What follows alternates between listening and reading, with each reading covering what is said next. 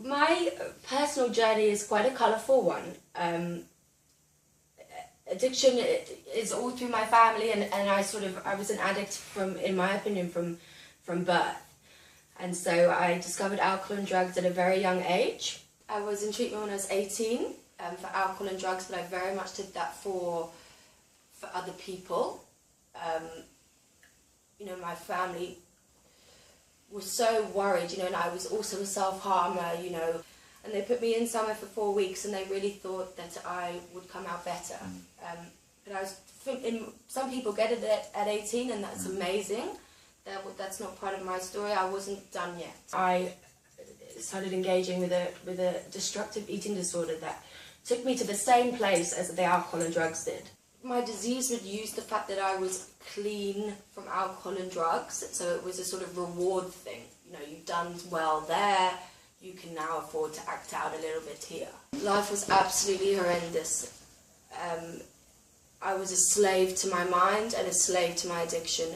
And the despair I felt also every day I would wake up and think, today is the day that my life was going to turn around, and I couldn't do that for myself.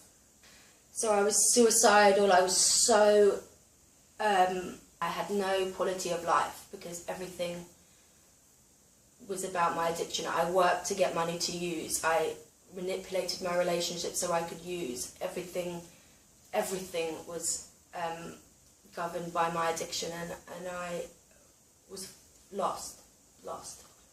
Food and processed addictions are, in my opinion, a little harder to put down. You need food to live, and I was sort of given a year to live, and that scared me. But I knew I would either my body would fail me or I would die by my own hand, because addiction took me to such a dark place that something needed to happen for me to start recovering, and that for me was treatment. In the UK, we're incredibly lucky to have the NHS, but you have to there are certain guidelines that they have to adhere to. So even though I was binging and purging 30 times a day and weighed about 40 kilograms, you needed to be 30 kilograms in order to get some help. So I said to my family, I heard about South Africa, I heard about We Do Recover, and got in touch with them, and then they sort of were amazing and did they helped me so much in doing all the research, all the work, and I trusted them. And within about sort of 3 weeks of making the decision, I was in treatment from the UK in South Africa. I mean, it was amazing.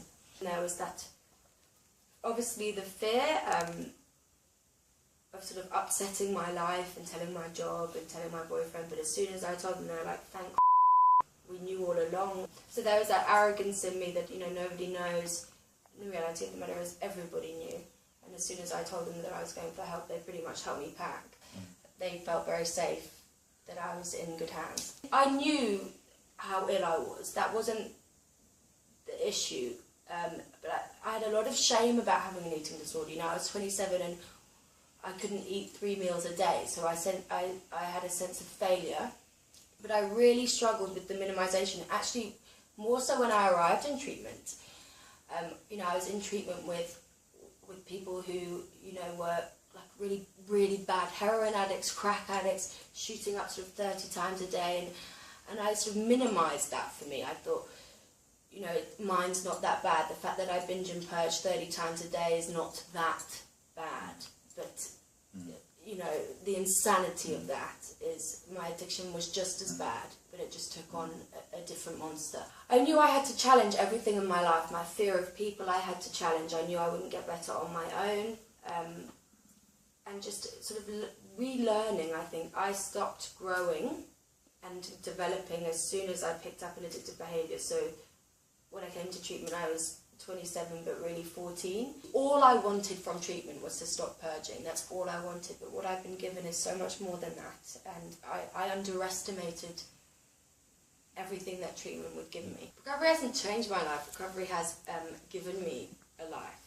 You can't achieve things whilst you're in active addiction, and you know, if you have the opportunity, if you're from overseas, if you have the opportunity to come to South Africa for treatment, then, you know, I would take it.